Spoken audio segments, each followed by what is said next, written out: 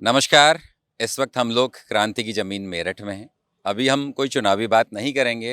एक ख़ास मेहमान से आपको आज हम मिलवाएंगे जो आधी आबादी यानी महिलाओं की लड़ाई लड़ रही हैं। मूल रूप से भोपाल की रहने वाली हैं। चुनावों की और या ये कह लीजिए कि सुशासन जो शब्द है उसको रचने गढ़ने की एक्सपर्ट मानी जाती हैं। नेत्री फाउंडेशन इन्होंने बनाया है अपना, महिलाओं के अधिकार के लिए और महिलाओं को राजनीतिक रूप से जागरूक करने के लिए काम कर रही हैं। उनका नाम कांची है। कांची जी, आपका डेली इनसाइडर पर स्वागत। Thank you so much Pradeep ji. या वंडरफुल। नेत्री फाउंडेशन ये क्या है, थोड़ा हमें समझाएंगी आप? तो नेत्री फाउंडेशन एक राजनीतिक पॉलिटिकल इंक्यूबेटर है महिलाओं के रिप्रेजेंटेशन के लिए। हम बोलते हैं पंचायत से लेकर पार्लियामेंट तक जो महिलाओं का जो आधी आबादी है उसका उतना ही रिप्रेजेंटेशन हो और सही पॉलिसीज़ जो gender oriented gender centric policies हैं वो बनाई जाए। दिमाग में कैसे विचार आया इसको बनाने का? तो ये एक पर्सनल एक्सपीरियंस है। जब मैं राजनीतिक फील्ड में काम करना चालू किया और जब मैं रैलीज़ पे गई तो महिलाओं के अगर पॉलिटिकल पार्टिसिपेशन की बात करें तो सिर्फ कैंडिडेट की बात नहीं है। अगर हम पूरा इकोसिस्टम देखें, भीड़ में आने वाले लोग से लेकर पॉलिटिकल कैंपेन मैनेजर्स तक, सोशल मीडिया चलाने वाले, कैंडिडेट लड़ने वाले और उसके बाद फाइनली ऑफिस में बैठने वाले, कहीं पे भी महिलाओं का वो जो एक पर्टिकुलर पार्टिसिपेशन जिसकी हम बात करें 50% वो नहीं दिखता था। और जब मैं फील्ड्स में जाती थी पॉलिटिकल पार्टी के साथ और जब उनके लिए कैंपेन करती थी तो लगता था कि महिलाएं कहाँ हैं। महिलाएं तो हर जगह हैं, फ्रंट फुट पर आप जहाँ देखेंगे वहाँ महिलाएं होती हैं काम करने वाली, पर उनका रिप्रेजेंटेशन नहीं होता या उनके लिए गद्दी नहीं होती या उनके लिए सीट नहीं होती। और ऑनेस्टली अगर कहें इंस्पिरेशन ये है कि ऐसी कोई जगह नहीं थी, एक वन स्टॉप सोल्यूशन नहीं था जहाँ पे एक महिला बोले मैं राजनीति करना चाहती हूँ, राजनीतिज्ञ बनना चाहती हूँ, एक नेत्री बनना चाहती हूँ और मेरे पास कोई ऑप्शन नहीं है। यूजुअली ये होता है, तो एक वो जगह बनाने का एक मौका नेत्री फाउंडेशन देती है। आपने मध्य प्रदेश से यात्रा शुरू की अपनी, अगला पड़ाव बनाया राजधानी दिल्ली को। अभी आप यूपी में हैं, तो तीनों स्टेट्स में महिलाओं की स्थिति में कोई खास अंतर देखने को मिलता है आपको? तो बिल्कुल महिला को हम एक ग्रुप समझ लेते हैं कि सारी महिलाएं एक जैसी होती हैं। नहीं, महिलाओं में उतनी ही हेट्रोजेनिटी है जिसको हम बोलते हैं, विभिन्नताएं हैं कास्ट को लेकर, जाति जिसको कहते हैं, धर्म को लेकर, लैंग्वेज वो जो बोलती हैं, जैसे तमिलनाडु के साथ भी हमने तमिलनाडु में भी काम किया। और उन सारे कल्चरल एक्सपीरियंसेस को लेकर हर महिला का अनुभव अलग होता है और इसलिए वो कहाँ से शेप होता है, वो उनकी ज्योग्राफी है वहाँ से शेप होता है, जिस घर परिवार में जहाँ वो पली बड़ी हैं उससे भी शेप होता है। तो यूपी, एमपी, दिल्ली बहुत अर्बन सेंट्रिक है। एमपी एक बीमारू स्टेट्स में आता है। यूपी की राजनीति तो बहुत ही गर्म होती है, हमें पता ही है। तो यहाँ पर जो यूपी में हमने हमेशा सुना है महिला सुरक्षा एक बहुत बड़ा मुद्दा रहा। मैं जहाँ पे पली बड़ी वहाँ पे महिला सुरक्षा से ज़्यादा महिला सशक्तिकरण की इस तरह से बात हुई कि पढ़ाई में कहाँ है, हेल्थ वाइज मध्य प्रदेश का डेटा बहुत ख़राब है, अभी यूपी का भी काफ़ी ख़राब है। पर दिल्ली में जैसे हम देखते हैं वहाँ पर भी पर राजनीतिक रिप्रेजेंटेशन की जब बात की जाए तो उतना नहीं मिलता हमको। एक बड़ा चैलेंज लिया आपने यूपी की। अगर हम बात करें, हम मेरठ में हैं अभी, और मेरठ से सटे इलाकों में पिछले दिनों हमारी एक टीम ने सर्वे किया था और ये पाया कि सरकार ने जो टॉयलेट बनाए हैं ना, वो यूज करने तक की आज़ादी नहीं है महिलाओं के पास। ऐसे में हम लड़ाई लड़ रहे हैं महिलाओं के लिए, पंचायत से लेकर संसद तक की। तो पंचायत के अपने चैलेंज हैं। महिला प्रधान बनती है, प्रधान जी उनके पति होते हैं, कई बार महिला विधायक होती है और पति ही पूरी सारी चीज़ें चला रहे होते हैं। यूपी में बिल्कुल स्पष्ट है। मध्य प्रदेश में इस तरीके की स्थितियां हैं? बिल्कुल हैं। प्रधानपति वाला जो एक मामला है वो आप कश्मीर से लेकर कन्याकुमारी तक हर जगह जाएंगे तो महिलाओं को जो पार्लियामेंट में जो 25 साल से बिल अटका हुआ है, जो 33% रिजर्वेशन का, वो इसी आधार पे लोगों ने अटका रखा है कि वो जो प्रधानपति होते हैं वही सब चलाएंगे। और ये एक बहुत बड़ा मुद्दा बन गया कि महिलाओं जो हर कैंडिडेट को डमी कैंडिडेट बनाने की कोशिश भी की जाती है। पर और ये बात सही है कई जगह पर हम मानते हैं कि 1.3 मिलियन विमेन जो हैं अभी करंटली सरपंच हैं, उसमें से 10% तो ऐसी होंगी जिनके लिए एक लैडर बनानी चाहिए। क्योंकि आप देखते हैं कि 43% रिप्रेजेंटेशन है पंचायत पर स्टेट पे आते आते वो 9% हो जाता है। एक एवरेज लेके, तो वो लैडर कहाँ है, वो पाथवे कहाँ है? तो वो पाथवे बनाने की जो कोशिश है वो इसलिए पैन इंडिया है। नेत्री एक ज्योग्राफी में इसलिए ही अभी सिर्फ एक जगह नहीं, हम 19 स्टेट्स में हमारे पास रिप्रेजेंटेशन आया है बच्चों का, जो चाहती हैं लड़कियाँ। बहुत अलग अलग कदम उठाए हैं। बिहार में एक हमारी एलुमनाई ने कंटेस्ट किया पंचायत लेवल। अभी यहाँ पर मेरठ में भी एक कंटेस्टेंट हैं। उसके अलावा भुवनेश्वर में एक कंटेस्टेंट की तैयारी है म्युनिसिपल लेवल। तो ये सारे लेवल्स हम इनको ग्रास रूट मान के चलते हैं। कोई कहेगा कि पंचायत की पॉलिटिक्स ग्रास रूट होती है, एमएलए की लेवल भी उतनी ही ग्रास रूट है, एमपी लेवल भी उतना ही ग्रास रूट है। तो ये जो रिप्रेजेंटेशन की प्रॉब्लम है ये हर जगह सेम है। देखिए, मुझे लगता है ना, मैनेजमेंट और राजनीति घर से शुरू होती है। और अभी भी अगर हम बात करें उत्तर प्रदेश जैसे स्टेट्स की, तो लड़कियों को ठीक से पढ़ने लिखने तक नहीं दिया जाता है। राजनीति उनके लिए बहुत दूर की कौड़ी हो जाती है। पॉलिटिक्स में हमेशा उन्हें मजबूरी में उतारा जाता है। कभी पिता भाई को टिकट नहीं मिलता, कोई और दिक्कत होती है, तो अचानक वो फील्ड में कूद पड़ती हैं, है ना। तो जब महिलाओं को घर में ही समानता का अधिकार नहीं मिल रहा है, पॉलिटिक्स में समानता का अधिकार दिलाने के लिए आपने एक इंक्यूबेटर शुरू किया। किस तरीके का रिस्पॉन्स आपको मिल रहा है इसको लेके? बहुत ही बढ़िया रिस्पॉन्स है। हम आपको एक कुछ बातें आपकी बिल्कुल अग्री करते हुए, जैसे आपने टॉयलेट यूज़ करने की जो बात कही, पढ़ाई लिखाई की बात की। देखिए, सोशल, इकोनॉमिक, पॉलिटिकल, ये 3 पिलर्स हैं। बाबा साहब अम्बेडकर भी कह के गए, इन तीनों पर काम होना ज़रूरी था। हमने जहाँ सोसाइटी में महिलाओं के लिए बहुत सुविधाएं देने की कोशिश की, जब टॉयलेट्स बनाए तो बोला महिलाओं के लिए बना रहे हैं, उनकी सुविधाओं के लिए बना रहे हैं। इकोनॉमी की बहुत बात होती है, लाइवलीहुड देने की बहुत बात होती है, पर साथ ही साथ में हम पॉलिटिकल एम्पावरमेंट भूल गए।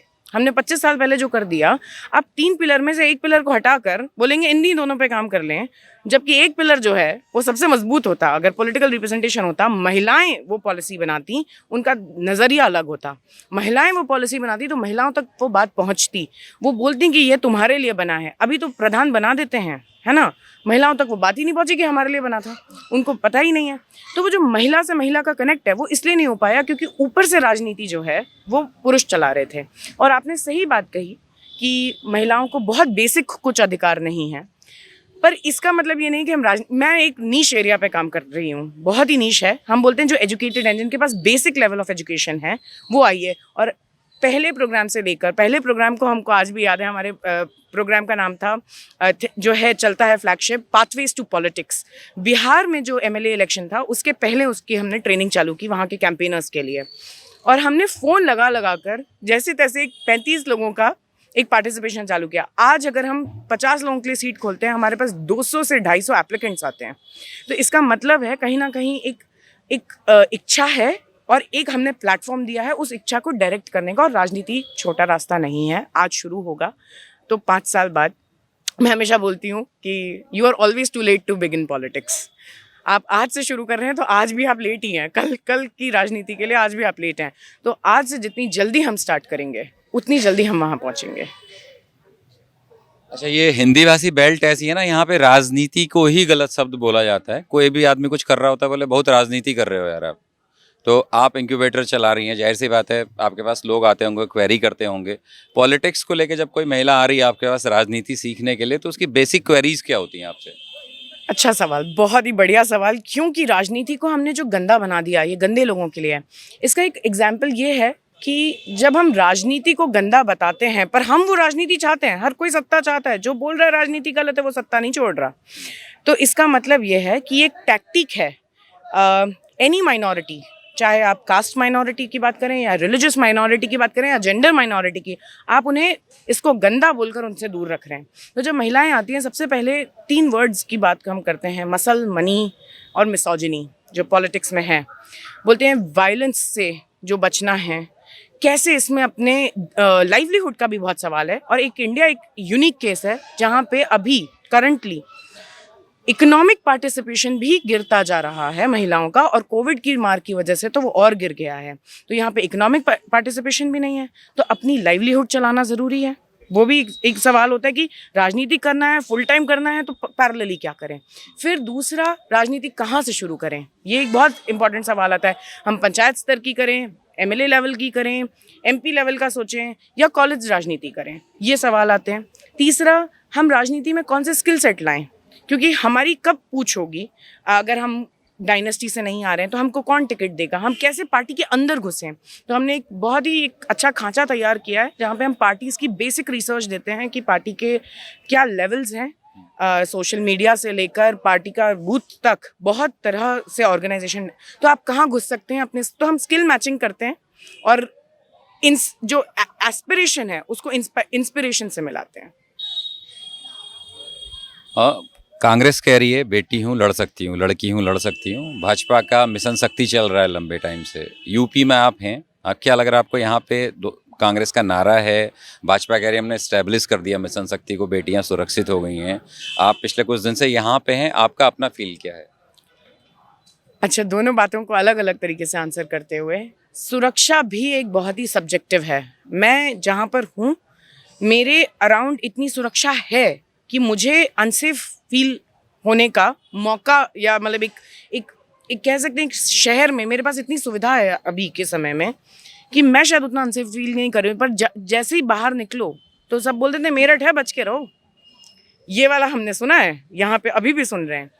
सुरक्षा का मामला जो है और जितने क्राइम के आंकड़े बताते हैं, एनसीआरबी का डेटा तो झूठा नहीं है ना, उसमें पता चलता है कि महिलाओं के अगेंस्ट क्राइम बढ़ा है। Conviction rate is as low as 7 to 9%, बहुत ही छोटा कन्विक्शन रेट है। तो सुरक्षा के मामले में तो हम बहुत अभी बागपत में जैसे लोग नॉर्मल, मतलब नॉट इवन विमेन, लोगों को दिन दहाड़े मार दिया जाता है। हाथरस में जो हुआ, उन्नाव में जो हुआ, आज भी उसका जस्टिस नहीं मिला। तो हम डेफिनेटली बहुत ही बुरी स्थिति में हैं।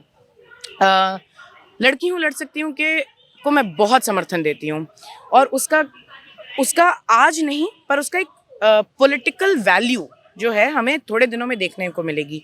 जितनी वो 40% एटलीस्ट कैंडिडेट्स आएंगी, आपने थोड़ी देर पहले एक सवाल किया था कि वो जो महिला को उतार दिया जाता है, पहली बार में होगा कच्चा पक्का, अगली बार तक सीख जाएंगी गुर, है ना। तो यही है कि वो 40% को एटलीस्ट एक एक्सपीरियंस मिलेगा। उसमें से अगर 50% भी, या उसका 50% मतलब 40% का वो भी रिटेन कर गई, तो एक बहुत ही अच्छा आपको एक बेल्ट मिल जाएगा, जो कि अब यूपी होगा, जहाँ से महिलाओं की राजनीति होगी। और ये क्रांति की धरती है। मेरठ से बात करें तो क्रांति तो रानी लक्ष्मीबाई का नाम आता ही है, तो वो भी महिला थी। और उसी के थॉट प्रोसेस में आज हमें महिलाओं की ज़रूरत है कि वो राजनीति को बदल सकें। अच्छा, अगर पूरे देश की बात करें ना, बोला जाता है कि बेटियां बराबर हैं बेटों के, हर जगह बात होती है महिला समानता की, लेकिन कुछ मेरी भी फ्रेंड्स हैं, हम लोग देखते हैं कॉर्पोरेट लेवल पे, केवल बड़े लेवल पे इसलिए नहीं गई, बताया गया कि यार लड़की कर नहीं पाएगी, है ना। यानी वो स्किल जिसमें वो पारंगत है, सीखी हुई है, उसमें उसको आगे नहीं बढ़ने दिया जा रहा है। आपने एक बिल्कुल टफ जॉब चुना है, वहाँ से हटा के उसको पॉलिटिक्स सिखाने का, फिर आगे बढ़ाने का।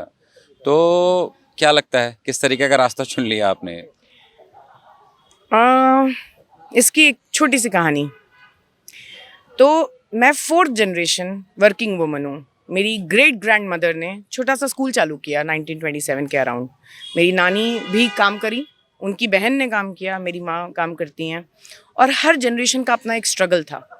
मेरे तक बात यह आई कि काम तो करना स्वाभाविक बात है। आसपास ऐसी महिलाओं से ने मेरी परवरिश की जिनके सामने तो मतलब मुझे काम करना ही था। मेरी जनरेशन का स्ट्रगल क्या है? मेरी जनरेशन का स्ट्रगल मैंने चुना है। पॉलिटिकल रिप्रेजेंटेशन मेरा स्ट्रगल, मेरी जनरेशन का स्ट्रगल है। इकोनॉमिक स्ट्रगल चल रहा है, बहुत लोग काम कर रहे हैं, उनकी मैं सराहना करती हूँ। उसी के साथ साथ हमने अपना काम चालू किया है। मुश्किल है, नहीं है आसान, बहुत मुश्किल है। पर उस मुश्किल को आसान बनाने के लिए जितने अलाइज को हम जोड़ सकते हैं, जितने स्टेक होल्डर्स को हम जोड़ सकते हैं, जो आपने कॉर्पोरेट लेवल पे भी बात की, जिस क्षेत्र में आप पारंगित हैं फिर भी आगे नहीं पहुंच पा रहे हैं क्योंकि इंफ्रास्ट्रक्चर आपको वो परमिट नहीं करता। छोटी सी बात, महिलाएं रैली पे जाती हैं, वॉशरूम ढूंढना मुश्किल हो जाता है। छोटी सी बात है वो मतलब हमने जो बात की स्वच्छ भारत की और वॉशरूम्स होने की, वॉशरूम्स ही नहीं है। महिला जाती है तो किसको बोले कि मेरा हाथ पकड़ लो? आदमी होते हैं आसपास, तो एक महिलाओं के अराउंड फटाफट बोलते हैं 2-4 लड़कियों को लगाओ। क्यों? क्योंकि कम से कम हाथ पकड़ेंगी, कहीं कुछ हो गया, कहीं साड़ी फट गई, कुछ भी हो गया। तो ये जब एक महिला लड़ेगी, उसकी वजह से 4 महिलाएं साथ में आएंगी और 5 महिलाएं आगे बैठेंगी। ये जो एक प्रोसेस है, वो कुछ महिलाओं को तो दमदारी से आगे आना पड़ेगा, और वही इंफ्रास्ट्रक्चर को चेंज करेगा कि चलो महिला है, टॉयलेट के बारे में सोच लेना, कोई बुलाने से पहले भी सोचेगा।